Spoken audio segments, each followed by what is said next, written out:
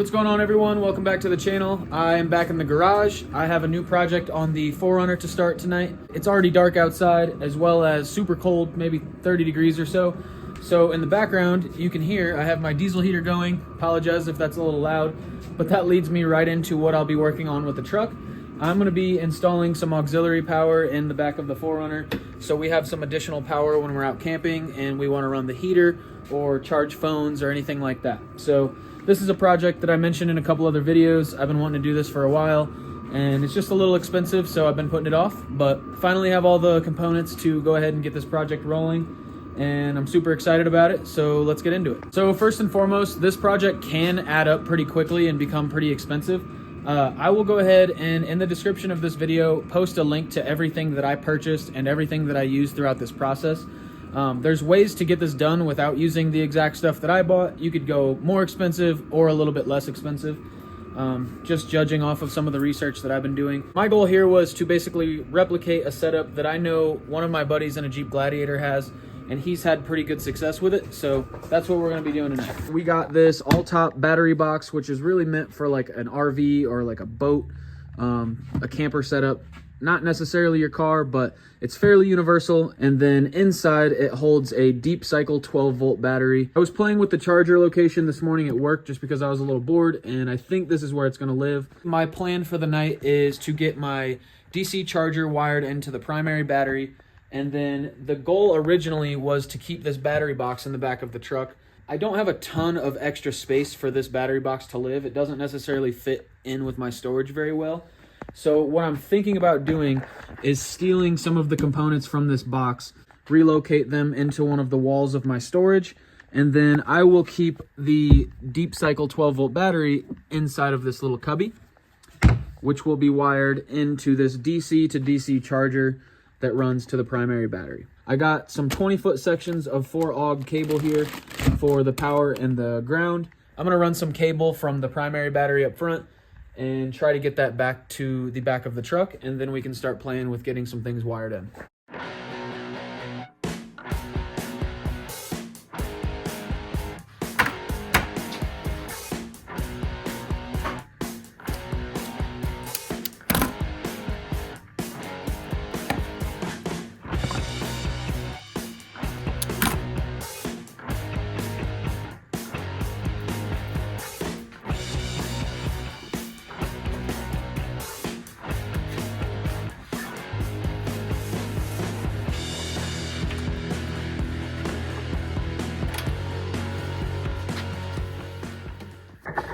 All right, so I just got all of the power supply ran through the truck. For the time being, it is just kind of exposed through the floorboard.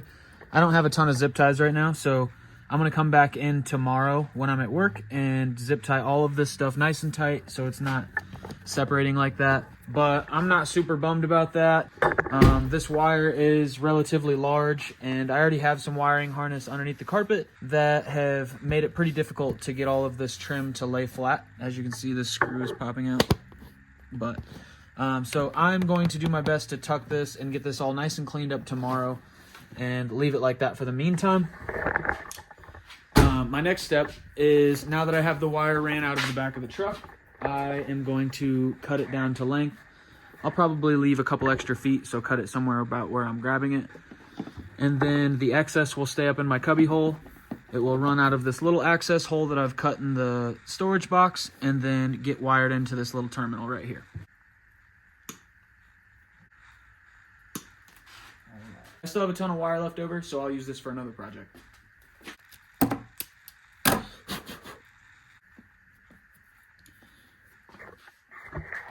Okay, now that I got my wires cut down to length, I am going to pop this charger off of the wall real quick so I can get to these terminals.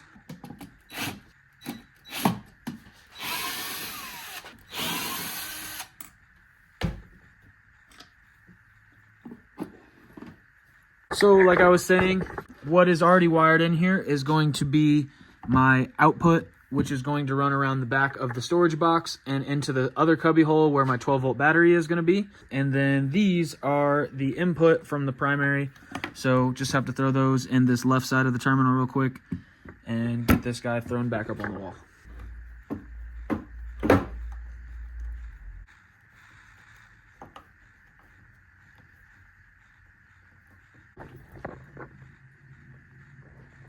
all my input and output wiring into the charger is done.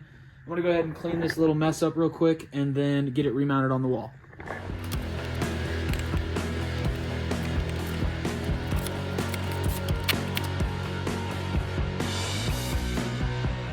All right, now that I have the charging port all mocked up and mounted and wired into place, I am going to clean up this mess of wires that's in my cubby hole and then take the output wiring, wrap it around the back side of my storage unit. That way that wiring's not gonna interfere with any of the drawers.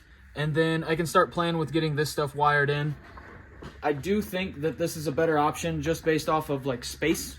I could use this plastic box. It doesn't necessarily provide that many benefits aside from having like the plug and play stuff on top.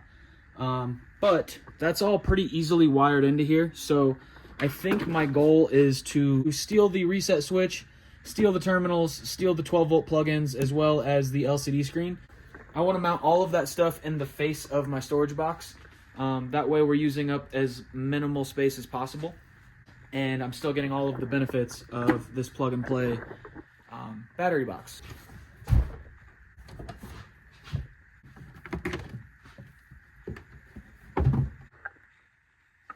My dog just snuck out here, so that's how I know it's getting late. That's a hint that it's almost bedtime. But basically, where I'm at is I got the output wires ran over to this cubby. I think that I'm going to call it a night and figure out what I want to do, make a solid plan, and get after it tomorrow. So here's all the little components that I'm going to be inlaying into the box. I am going to drill a hole through this panel, insert all of these, which will go right over the battery, and then I can get all that stuff wired in.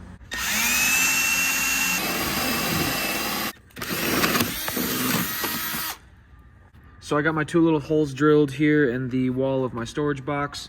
I am going to put this USB charging port in one of them and then my 12-volt LCD screen in the other hole. We'll see about this. I think I'm going to bail on putting an additional cigarette lighter in here. I probably will never use it, and I have one right here. So yeah, just going to go ahead and call it good with two holes, get these two things installed real quick, and then throw the battery back in and start wiring all the terminals together.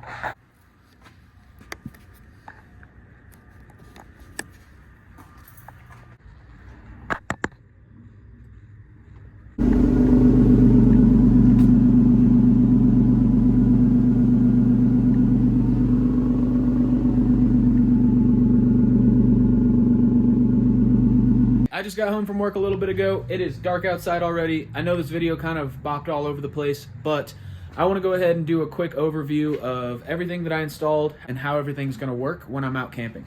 So the awesome part about this setup is the charger that I bought is a smart charger, so I don't have to turn this on or off. I really never have to mess with it unless I choose to. This will turn on and start charging my secondary battery anytime that I have the truck on and I'm driving. And I can also just pull this little jump cable out of the charger, and that will pretty much turn this thing off indefinitely until I put that jumper cable back in there. This charger is also Bluetooth, so I can control everything about it from my phone. It's super simple. I just had to download an app and register this device to my app, and I can turn it off and on, read voltages from my secondary battery and my primary battery while I'm driving or sitting in the car. Lastly, there is some additional power running from this battery right here in the sidewall of my storage, which I am able to turn off and on and get a voltage read on my secondary battery, as well as plug into this USB plug-in and charge my phone or whatever else I need to charge. And then I can just turn that right back off and it won't draw any power from the battery. That's pretty much it. This process was super quick and easy. Like I said in the beginning of the video, this isn't the cheapest setup in the world. I could have went a lot easier than this and just kind of bought, you know, a secondary car battery, and then you can get a cheap DC charger from like Walmart for 20-30 bucks. But I wanted something that was going to last and something that I'm not going to have to redo in a couple months. I am going to list all of these products in the description below this video, just in case you guys want to go check any of this stuff out. As far as I know, this setup should work perfect for everything I need it for. I hope this video was somewhat helpful. I'm going to roll into doing some packing. We will be heading out to Moab first thing in the morning, spending a few days out there, So I will be posting some more wheeling videos here shortly. Yeah, as always, I appreciate you guys for watching, and I'll see you in the next video.